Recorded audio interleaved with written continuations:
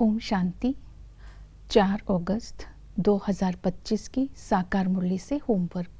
आज की मुरली से फ्लो चार्ट को सामने देखते हुए किसी एक पॉइंट का मनन चिंतन करते उसे धारणा में लाना है और स्वयं को पुण्यात्मा बनाना है।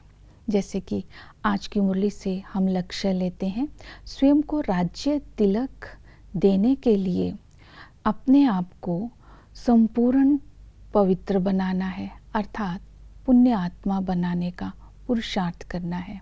आज की मुरली से हम स्वमान लेंगे, मैं लवलीन आत्मा हूँ, अंतर्मुखी बन करके एक बाप के लव में लीन होकर अपने आप को देह से न्यारा, माया से मुक्त कर सुख अतीन्द्रिय सुख के झूले में, सुखदायी झूले में झूलता हुआ अनुभव करने वाली मैं लवलीन आत्मा। तो इस तरह आज अतीन्द्रिय सुख का झूला झूलने के लिए अंतर्मुखी बन देह से न्यारा होना है और माया के प्रभाव से मुक्त रहना है। तो प्रैक्टिकल में भी इसी का ही हम होमवर्क करेंगे। कमल की तरह न्यारा रहना है।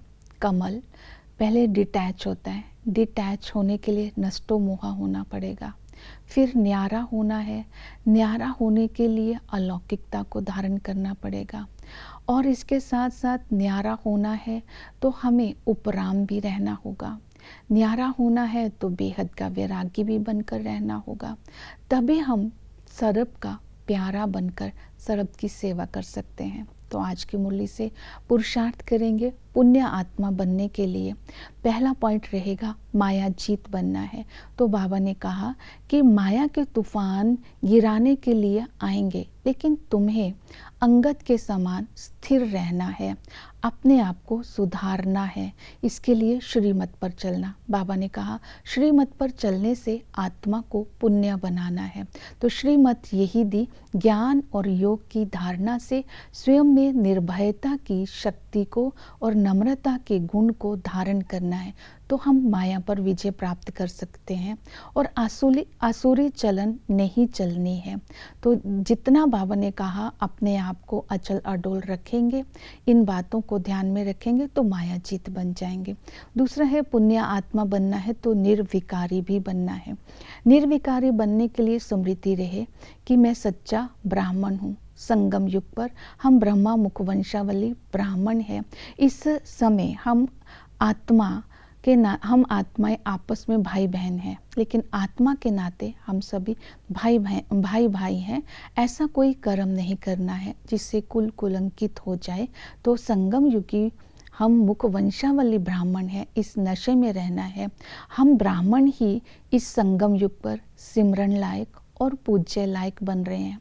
हम ब्राह्मण ही स्व को राज्य तिलक देने का पुरुषार्थ कर रहे हैं। हम ब्राह्मण ही विजयमाला का दाना बनते हैं। इन स्मृतियों को इमर्ज रखते हुए निर्विकारी बनने का पुरुषार्थ करना है। निर्विकारी बनने की दूसरी विधि बताई, बाबा की डायरेक्शन है घर गृहस्थ में रहते हुए कमल फूल समार न्यारा और प्यारा बनना है। कमल फूल समान न्यारा बनने के लिए व्रत को बुद्धि में रखना है। बाबा ने कहा ये व्रत लेना है कि हम विकार में नहीं जाएंगे। 5 विकारों को ही माया कहा जाता है।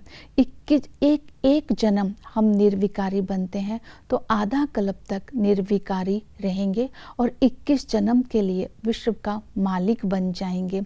इस तरह बाबा ने कहा काम जीत जगत जीत बनना है। काम महाशत्रु पर विजय प्राप्त करने वाले ही संपूर्ण निर्विकारी बनते हैं। तो इस तरह आज ये 2 विधियां बताई निर्विकारी बनने के लिए, और इसके साथ साथ कर्म इंद्रिय जीत बनना है। तो इसलिए जो निर्विकारी होता है उसकी कर्म इंद्रियां शीतल होती हैं। बाबा ने कहा आंखों की संभाल करनी है। आंखों की संभाल करना अर्थात कोई खाने वाली चीज़ देख करके धारणा नहीं तोड़नी है, खान पान की परहेज रखनी है। फिर है मनसा शक्ति द्वारा बाबा ने कहा स्वयं को कि अंत को सुहानी बनाना है। अपनी मनसा को शक्तिशाली बनाने के लिए बुद्धि की लाइन क्लियर रखनी है। तो जितनी मनसा शक्तिशाली होंगे उतने ही बुरे ख्यालात खत्म हो जाएंगे। संपूर्ण निर्विकारी बनने के लिए अपने अंदर रिफ्लेक्शन भी करनी है। रिफ्लेक्शन में देखना है अंतर्मुखी मैं कहाँ तक बना हूँ, बाप को याद कहाँ तक करता हूँ, आज मैंने कितना घंटे याद किया, सच्चा सोना कहाँ तक बना हूँ, विकार सिताते तो नहीं है, आंखें मतवाली तो नहीं हो जाती। इस तरह अपनी रिफ्लेक्शन करनी है। और निर्विकारी बनने के लिए अंतर्मुखता का अभ्यास करना है। अपनी इंद्रियों को समेट कर अंतर्मुखी बनकर सेकंड में शरीर से डिटैच होकर इस दुनिया की शुद्ध बुद्ध को भूलकर एक सेकंड में परमधाम जाना और आना, शरीर में आना और जाना। इस तरह अशरीरी बनने का अभ्यास करते करते आत्मा के अंदर से विकारों का अंश भी समाप्त हो जाएगा। नेक्स्ट विधि बताई कि हमें पुण्य आत्मा बनना है तो बाप की याद में भी रहना है। बाप की याद से आत्मा के पाप कट जाते हैं और सृष्टि चक्र की याद से आत्मा स्वदर्शन चक्रधारी बनकर चक्रवर्ती राजा बन जाती है। तो याद करने की विधि है याद की यात्रा। याद की यात्रा में रहने के लिए ये ध्यान रखना है किसी भी देहधारी की याद ना आए। याद की यात्रा में रहने के लिए अशरीरी बन कर के बैठ जाओ और बाप को याद करो। फिर उसके बाद है निरंतर याद। निरंतर याद करने के लिए बाबा ने बोला धंधा धोरी करते भी बाप की याद में रहना है। बीच बीच में समय निकाल करके अंतर्मुखी होकर के बैठना है और धंधा धोरी करते याद और अपनी अवस्था के ऊपर विशेष अटेंशन देना है। तीसरी विधि बताई कि संबंध, आत्मा समझकर बाबा के संबंधों की पालना की अनुभूति करते रहना है। पिता के संबंध से बाबा आकर के हमें विश्व की बादशाही का वर्षा देते हैं। इसलिए गायन है माता पिता से सुख गहनरे मिलते हैं। वही टीचर बन करके हमें पढ़ाई पढ़ाते हैं। ये पढ़ाई सोर्स ऑफ इनकम है। इस पढ़ाई को पढ़ने से भविष्य की प्रारब्ध बनती है। यह पढ़ाई साथ चलती है 21 जन्म के लिए, इसलिए इस पढ़ाई को बहुत अच्छी रीति पढ़ना है। ये इस तरह अपने अंदर अविनाशी ज्ञान रत्नों को धारण करना है। यह अविनाशी ज्ञान रत्न को धारण कर दूसरों को दान भी करना है।